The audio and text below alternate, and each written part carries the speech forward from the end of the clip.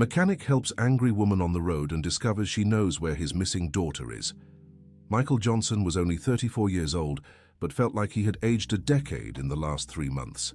Since Emily, his 16-year-old daughter, had left home after a terrible argument about her boyfriend, his life had become an endless nightmare. On that hot Thursday afternoon, he was driving his old pickup down the road connecting Riverside to Glendale in rural California when he spotted the luxury car pulled over on the shoulder. Smoke was pouring from the hood as a woman paced back and forth, gesturing furiously into her phone. Even from a distance, he could tell she was upset by her stiff posture and sharp hand movements. "No, you can't just leave me here," she shouted into the phone. "This is unacceptable. Come back right now." Michael slowed down, hesitating for a moment. He usually didn't get involved in other people's problems, but something about this situation made him stop. Maybe it was the desperation in the woman's voice, a desperation he knew all too well. He parked his pickup a few yards away and stepped out, adjusting the faded cap he always wore for work. His hands were still stained with grease from the shop, and his blue overalls had oil stains that wouldn't come out even with bleach. "Need some help?" he asked, keeping a respectful distance. The woman turned sharply, ending the call with an irritated flick of her wrist. Michael got a better look at her now. She was young, probably around his age, with long, straight brown hair that contrasted with her well-tailored green blouse. Her face had delicate features, but was twisted in pure anger. "I don't need help from someone like you," she said, looking him up and down with disdain. "I already called a tow truck." "I get it," Michael replied calmly. "But while you wait, I can take a quick look under the hood. Sometimes it's a simple fix." "I said I don't need your help," the woman raised her voice. "I'm not obligated to accept charity." Michael took a deep breath, remembering his mother's words. "Son, always help those in need, even when they aren't polite to you." He walked toward the car, ignoring the woman's protests. Dear listener, if you're enjoying the story, don't forget to like and especially subscribe to the channel. It helps us a lot as we're just starting out. Now, back to the story. "What do you think you're doing?" she demanded, following him to the hood. "Just a quick look." Michael lifted the hood and immediately spotted the issue. "The radiator hose is busted. I've got a spare one in my truck." "I already told you." "Look, Mom," he interrupted gently. "I'm not asking for anything in return. It's just common courtesy. You can stand here in the sun waiting for a tow truck that might take hours, or let me fix this in 10 minutes. The woman hesitated, clearly torn between pride and necessity. The sun was blazing and beads of sweat were forming on her forehead. "Fine," she muttered reluctantly. "But be quick." Michael nodded and went to grab his tools from the pickup. As he worked, he noticed the woman watching him closely, as if trying to figure something out about him. "Do you work at a repair shop?" she asked, her tone slightly less hostile. "I own my own shop in Riverside," Michael replied, keeping his eyes on the engine. 15 years fixing cars." 15 years? She sounded surprised. "You started pretty young." "At 19, my dad ran the shop before me." A sudden gust of wind swept across the road, and Michael saw something fly out of the woman's car. It was a photo that had slipped off the passenger seat. Instinctively, he dropped the wrench and ran after it before it disappeared into the brush. "Got it," she said, returning with the photo in her hand. When he looked at the image, his heart nearly stopped. It was a picture of 2 teenagers hugging in front of a country house, and one of them was his daughter Emily. His blood ran cold. His hands trembled as he held the photo, and for a moment he couldn't speak. Where did you get this?" His voice came out hoarse. The woman snatched the photo from his hands in a sharp motion. "That's none of your business. This girl..." Michael pointed at the photo before she could put it away. "I know her."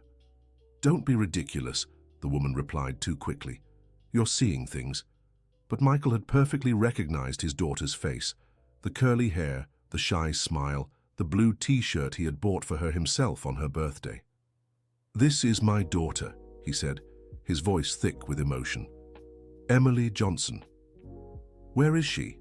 The woman visibly paled. Her eyes widened, and she took a step back, stumbling slightly. You You're lying. Why would I lie about something like this? Michael stepped closer, desperate. Please tell me where she is. It's been 3 months since she left home. The woman tried to get into her car but remembered it was still broken. She stood there, clearly panicked, unsure what to do. I don't know anything, she murmured, but her voice wavered. You do know, Michael insisted. Please, I'm her father. I just want to know if she's okay. Tears began forming in his eyes. 3 months of despair, sleepless nights, searching every corner of the city, and now he finally had a lead. She fought with me over her boyfriend, he continued, his voice breaking, said horrible things, and slammed the door on her way out. I haven't heard from her since. The woman stared at him, and for the first time he saw something like compassion in her eyes. Are you really Emily's father? She asked softly. I am. Michael pulled out his wallet and showed her a photo of his daughter. Look, her at 15. In the photo you have, she looks older. The woman glanced at the photo he held and then sighed deeply as if making a difficult decision. She's okay, she finally said. She's living with my niece in a nearby town. Your niece? Michael tried to process the information. What do you mean? It's complicated. The woman leaned against the car, suddenly looking exhausted. My name is Rebecca Wilson. Was Emily's piano teacher. Michael vaguely remembered. Emily had talked about a piano teacher she admired, but who had suddenly disappeared. You're the teacher who gave her lessons, he exclaimed. She always talked about you, said you stopped teaching out of the blue. I had to leave. Rebecca lowered her eyes. Personal problems. But how did my daughter end up with your niece? Rebecca hesitated before answering. Your daughter and my niece Olivia met on social media. They realized they were childhood friends before a move separated them. When Emily left home, she reached out to Olivia, and you allowed it. Michael tried to control his anger. You let my underage daughter stay with you without telling me. I didn't allow it. Rebecca defended herself. When I found out she was there, it had already been 2 weeks, and she begged me not to tell anyone where she was. Why? Michael's voice was heavy with pain. Why doesn't she want to come home? Rebecca studied him for a long moment, as if deciding how much she could trust him. She found the letters, she finally said. What letters? The letters from her birth mother. Emily told me she discovered you hid correspondence her mother sent for years. Michael felt as if he'd been punched in the gut. His worst fear had come true. He leaned against the pickup truck, his legs shaky. I wanted to protect her, he murmured. Her birth mother abandoned her when Emily was a baby. I thought it would be better not to dig that up. That wasn't your decision to make, Rebecca said, though her tone wasn't accusatory. Emily felt betrayed. She said you two were always close, but now she didn't know what to believe anymore. Michael ran his hands over his face, trying to take it all in. For years he had kept those letters, always planning to tell Emily when she was older. But time passed and it never seemed like the right moment. Where is she now? He asked. Please, I just want to talk to her. In Santa Monica, Rebecca answered after a pause. But I can't promise she'll want to see you. Please, Michael begged, take me to her, or at least give me the address. Rebecca shook her head. I can't do that. It would break her trust. Then why did you tell me where she is? Because, Rebecca hesitated.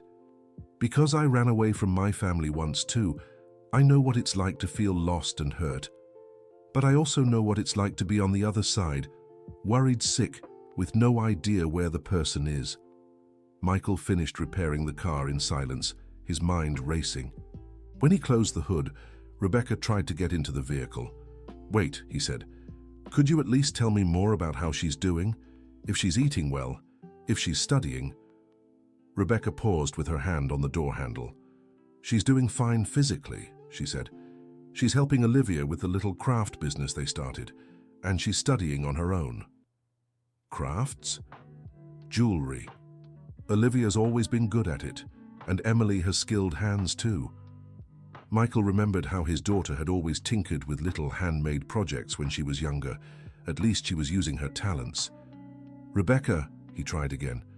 I know I don't have the right to ask this, but could you at least talk to her? Tell her you met me? That I want to talk? I don't know. Please. His voice cracked again. 3 months without knowing if she's alive or... He couldn't finish the sentence. Rebecca studied him for a long moment, and when she spoke, her voice was softer. All right, she finally said. I'll talk to her, but I can't promise anything. Thank you, Michael murmured. Thank you so much. Rebecca got into the car and started the engine. It ran perfectly. Michael, she said through the open window, if she agrees to see you, it has to be on her terms. No pressure, no force, understood? He nodded vigorously. Understood. I'll call you in 2 days, Rebecca said, then drove off down the road. Michael stood there for several minutes, trying to process everything that had happened. Then he got into the pickup and drove home, but his mind was entirely focused on the conversation he'd just had. That night, he barely slept. He replayed every word of his talk with Rebecca in his head, trying to better understand his daughter's situation. The letters from her birth mother were stored in a box in his bedroom closet. He had never had the courage to open them. Dear listener, if you're enjoying the story, don't forget to like and especially subscribe to the channel. It helps us a lot as we're just starting out. Now, continuing. On Friday, Michael worked in the shop mechanically, fixing cars without really paying attention to what he was doing. His employees noticed he wasn't himself, but no one asked any questions. On Saturday afternoon, the phone rang. Hello? Michael, it's Rebecca. His heart pounded. Hi, Rebecca. Did you talk to her? I did. Her voice was cautious. She wants to see you. Michael had to sit down. Really? But there are conditions, Rebecca continued. She wants it to be in a neutral place, and I have to be there. All right, Michael agreed immediately. Whatever condition she wants. Sunday at 2 in the afternoon, at the main square in Santa Monica. Do you know it? I'll find it. Michael, Rebecca hesitated. She's really hurt. Be patient. I understand. After hanging up, Michael spent the rest of Saturday in a mix of anxiety and hope. He drove to Santa Monica that same afternoon to get familiar with the town and locate the square, wanting to make sure he wouldn't get lost on Sunday. Santa Monica was a small, charming town, typical of rural California. The main square had an old church on one side and small shops around it. He imagined Emily walking those streets and wondered if she was happy there. Sunday arrived with a light rain that stopped just before 2. Michael got to the square 15 minutes early, too nervous to stay home. He wore his best shirt and had gotten a haircut the morning before. When he saw Emily approaching with Rebecca, his heart nearly exploded. She was taller now, her hair a little longer, but she was definitely his little girl. She wore a yellow blouse he didn't recognize and faded jeans. Hi, Dad, she said when she got close but kept her distance. Hi, sweetheart.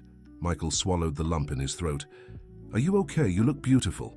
Emily shrugged. I'm fine. An uncomfortable silence settled between them. Rebecca stayed nearby but gave them space to talk. Emily, Michael began, I know you're angry with me, and you have every right to be. It's not just anger, Dad, she said, looking at the ground. It's disappointment. You always said there were no secrets between us. I know, and I regret so much hiding those letters from you. How many were there? 14 letters over 10 years.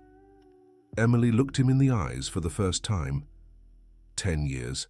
She tried to reach out for 10 years. Michael nodded. Why did you hide them? He took a deep breath, searching for the right words. Because I was scared, he admitted honestly. Scared you'd want to leave and go live with her. Scared of losing you. But I had the right to know. Tears started rolling down her face. I had the right to decide for myself. You did, Michael agreed, and I was wrong, completely wrong. They sat on a bench in the square. Rebecca stepped further away, giving them privacy. Dad, Emily said softly, did you read the letters? No, he confessed. I never opened a single one. Why? Because I was afraid of what I might find inside, and because they were yours, not mine. Emily stayed quiet for a few minutes, processing the information. Where is she living now? Los Angeles, she has a small clothing store. How do you know? I looked into it a little after you left, Michael admitted, just to make sure she didn't have a criminal record or anything. And she doesn't? No, she seems like a normal person who made a big mistake when she was young. Emily nodded slowly. Dad, why did she abandon me when I was a baby? That I don't know, honey. Only she can tell you that.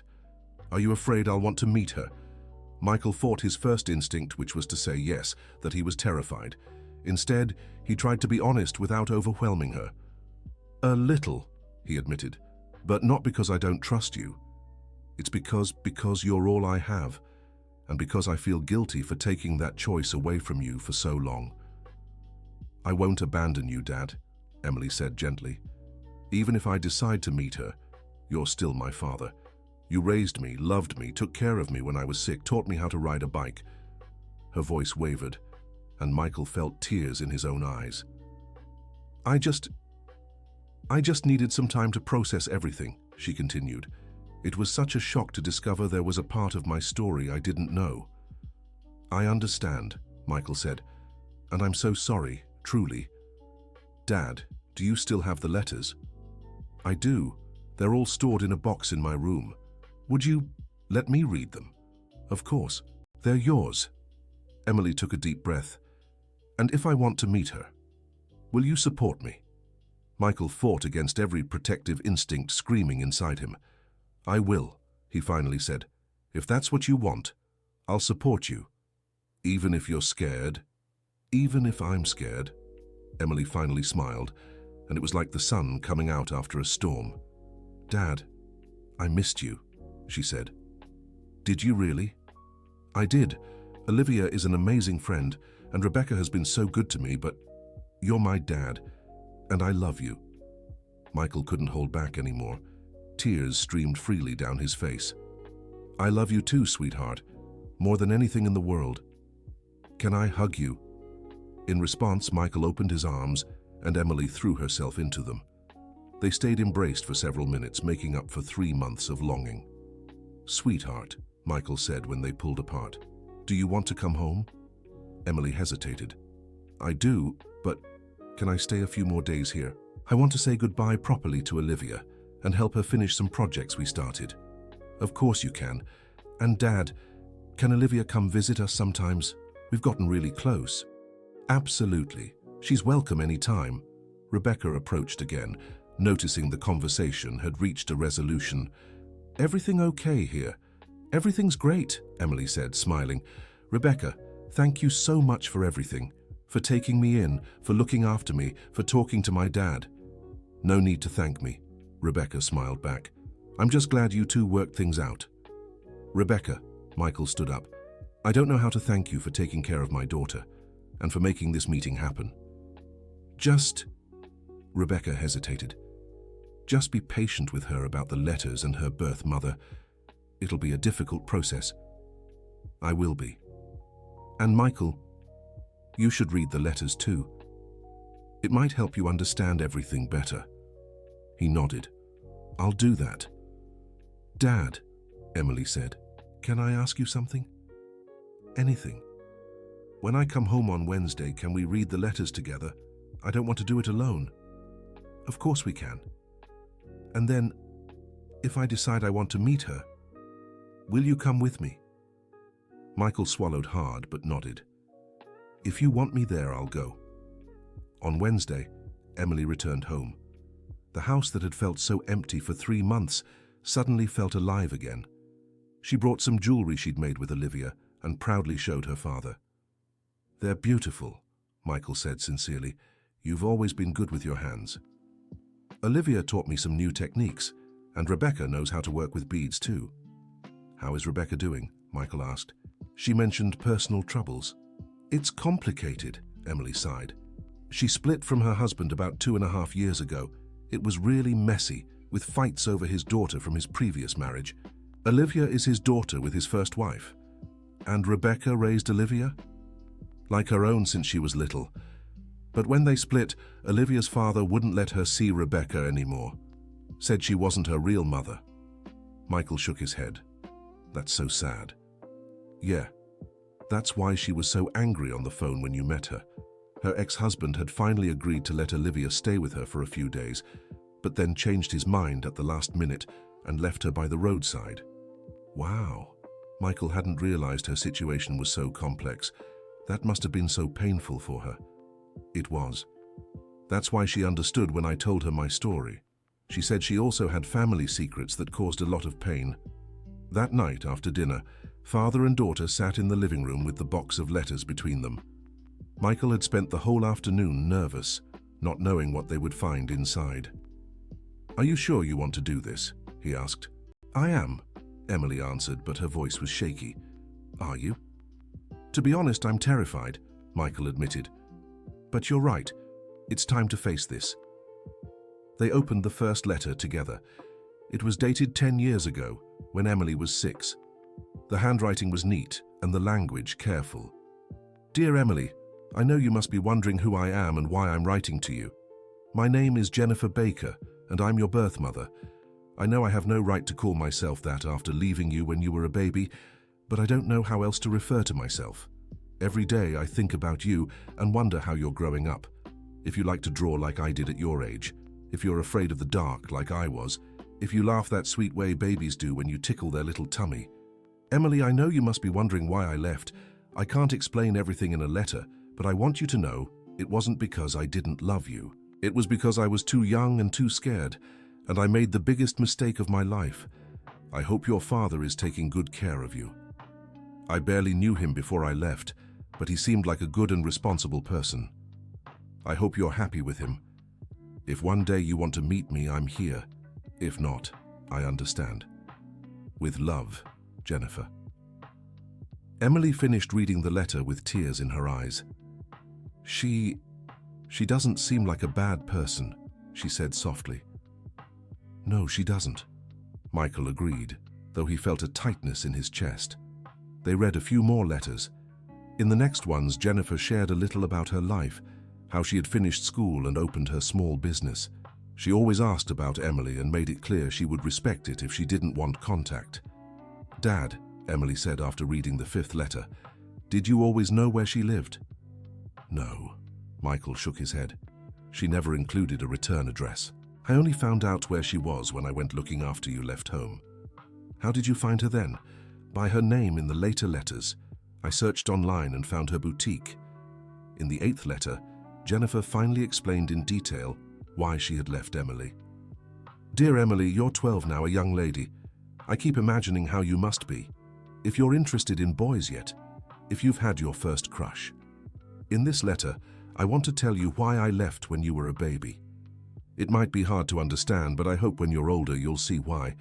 I was only 17 when you were born, still a sophomore in high school. My parents were furious when they found out I was pregnant and kicked me out. I went to live with an aunt, but she couldn't help much. When you were born, I was alone and completely lost. I had no money, no home, no job. I thought it would be better for you to stay with your father, who was more stable. I was also suffering from a deep sadness after you were born. Years later, I learned it was postpartum depression, but at the time I didn't understand what was happening to me. There were days I couldn't even get out of bed. A social worker told me it would be best for you to be raised by someone who could give you a better life, and your father really wanted to keep you. So I made the hardest decision of my life. I thought I was doing what was best for you. But not a day goes by that I don't regret it. Not a day goes by that I don't think about what our life would have been like if I had fought harder to stay with you. I know I have no excuse. I know nothing justifies a mother abandoning her child. But I hope you understand it was fear, not a lack of love. With affection, Jennifer." Dear listener, if you're enjoying the story, please take a moment to like and especially subscribe to the channel. It helps us a lot as we're just starting out. Now, continuing. Emily was crying when she finished reading. "She was just a teenager," she murmured. "Only 2 years older than I am now." Michael nodded, also emotional. For the first time, he was able to see Jennifer as a real person, with fears and struggles, not as a threat. "Dad," Emily said, "do you hate her?" "No," Michael answered, surprised by his own response. "I think before reading these letters I felt anger, but now Now I just feel sorry. She lost all of your childhood, Emily. She missed seeing you take your first steps, say your first words, your first day of school. Do you think she really loves me? I do.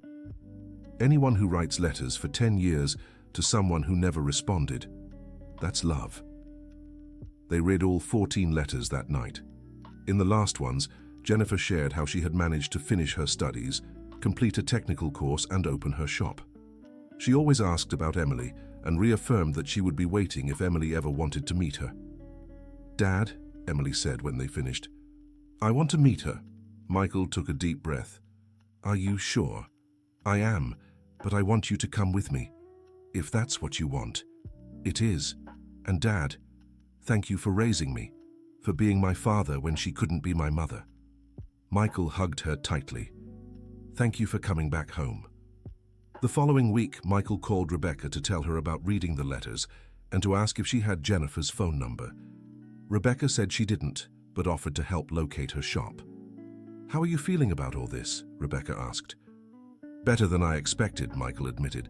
"I think I had built up this image of a villain in my head, but now I understand she was just a scared girl." "And Emily?" "Nervous but determined. She really wants to meet her birth mother." "That's good, and brave of her." On Saturday, Michael and Emily drove to Los Angeles. They had decided to show up at Jennifer's shop instead of calling first, in case she got scared and refused to meet. The shop was on a busy downtown street, specializing in young women's clothing. The name on the window read, "Jennifer's Boutique." "That's her," Emily said, pointing to a curly-haired woman helping a customer. Michael looked through the window and saw a woman around 33 with delicate features and a gentle smile. There was a clear resemblance to Emily, especially in the shape of her eyes and the way she smiled. "Are you ready?" he asked. "I think so." They walked into the shop. Jennifer automatically glanced in their direction, as she did with every customer who entered, but when her eyes focused on Emily, she froze completely. "Emily," she whispered, stunned. "Hi," Emily said shyly. "It's me." Jennifer dropped the clothes she was folding and stood there, as if she couldn't believe what she was seeing. You've grown so much," she said, her voice breaking. "I read your letters," Emily said.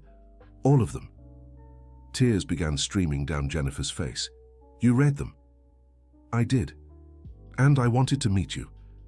Jennifer looked at Michael for the first time, vaguely recognizing him. "You're Michael Johnson, her father." "Thank you," Jennifer said, her voice barely a whisper. "Thank you for taking care of her, for being the father I couldn't be as a mother." "She's a wonderful girl," Michael said. "You have every reason to be proud of her." Jennifer asked her employee to watch the store and took Michael and Emily to the small office in the back. They talked for 2 hours. Jennifer shared in detail about her life after leaving Emily, the hardships she faced, and how she always thought about her daughter. "I know I can't get back the 16 years I lost," she said. "But if you'll allow me, I'd like to be part of your life now." "I'd like that too," Emily replied. "But slowly. It's still very new for me." "Of course, at your own pace. And my dad is still my dad," Emily made clear. "You're my birth mother, but he's the one who raised me." "I understand completely," Jennifer said, looking at Michael with gratitude, "and I wouldn't want it any other way." They agreed that Jennifer would visit Riverside the following weekend to see the house where Emily grew up and to talk more calmly. On the way back, Emily was quiet, processing everything that had happened. "How are you feeling?" Michael asked. "Confused," she admitted. "But good. She seems like a good person, and she doesn't want to take over my life, right?" "No, I think she understands her place very well." "Dad, are you really okay with all this?" Michael thought before answering. "I am. Actually, I think I'm relieved. For years I was afraid that if you met her, she'd try to take you away. But now I see she just wants to be part of your life, not control it." "And does that bother you?" "A little," Michael admitted honestly. "But that's normal, isn't it? You've always been just my daughter. Now I'll have to learn to share." "You won't have to share, Dad. Her place in my life is different from yours. She's the one who gave birth to me, but you're the one who taught me how to live." In the following months, Jennifer gradually became part of Emily's life. They spoke on the phone a few times a week and met once a month. Jennifer never tried to interfere in decisions about Emily's life or question Michael's authority as her father. Slowly, Michael relaxed and even developed a respectful friendship with Jennifer. They talked about Emily and how best to support her. Rebecca also remained part of their lives. She resumed giving Emily piano lessons and became a family friend. Her situation with her stepdaughter Olivia had been resolved after her ex-husband finally allowed regular visits. "You know," Rebecca said one Sunday while having lunch at Michael's house, "I think you all got really lucky." "How so?" Emily asked. "It could have ended very differently. Michael could have stayed angry at Jennifer forever. Jennifer could have tried to force things too fast. You could have rejected one or both of them." "That's true," Michael agreed. "I think everyone handled this very maturely." "And bravely," Jennifer added. "Emily was brave to look for me. Michael was brave to accept my presence, and I was brave to admit my mistakes." 2 years later, their lives had settled into a new normal. Emily was in her senior year of high school, planning to study design so she could work in fashion and crafts. Jennifer had expanded her boutique and was dating a kind man who respected her relationship with her daughter. Michael had met one of Emily's teachers and was slowly building a relationship with her. For the first time since his ex-wife left, he was considering the possibility of a new partner. "Dad," Emily said one evening as they watched TV, "are you happy?" "I am," he answered without hesitation. "And you?" "Very happy. You know why?" "Why?" "Because now I have a complete family. I have you, who raised me and loves me. I have Jennifer, who gave me life and also loves me. I have Olivia, who is like a sister. And I have Rebecca, who is like a second mother." "And am I still the number one dad?" Michael joked. "Always," Emily laughed. "You're irreplaceable." That night, as he got ready for bed, Michael reflected on the entire journey they had been through. 3 years ago, he had been terrified at the possibility of losing his daughter. Now he realized he had actually gained a bigger family.